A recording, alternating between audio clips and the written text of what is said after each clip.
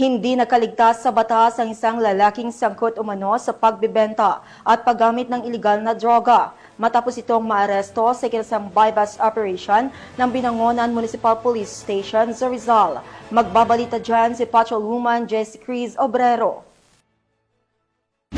Tagumpay na aresto ng Municipal Drug Enforcement Team ng Binangonan Municipal Police Station ang isang high-value individual na sangkot umano sa pagbenta at paggamit ng ipinagbabawal na droga sa isinagawang bypass operation sa Barangay Darangan, Binangonan, Rizal. Kinilala ang suspect na si alias Angke, 30 taong gulang, residente ng nasabing barangay.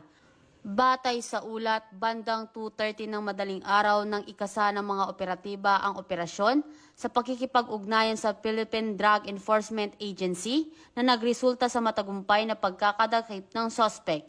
Nakumpiska mula sa kanya ang tinatayang 67.8 gramo ng hinihinalang shabu na may standard drug price na 461,040 pesos. Kabilang sa mga narecover na ebidensya ang 3 heat-sealed transparent plastic sachet na naglalaman ng pinaghihinalaang shabu, 3 nuts-tied transparent plastic na naglalaman din ng hinihinalang shabu, isang itim na hard case, 3 piraso ng tig-100 piso, isang keypad cellphone na kulay asul, isang genuine 1,000 peso bill at isang genuine 200 peso bill na parehong ginamit bilang buy-bust money.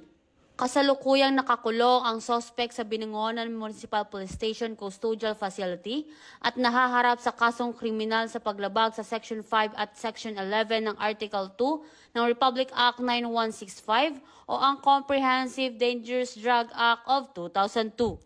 Ang naturang operasyon ay bahagi ng pinaigting na kampanya ng Rizal PPO at Pro Calabarzon upang tuluyang wakasan ang operasyon ng mga sindikatong sangkot sa kalakalan ng pinagbabawal na gamot sa buong lalawigan.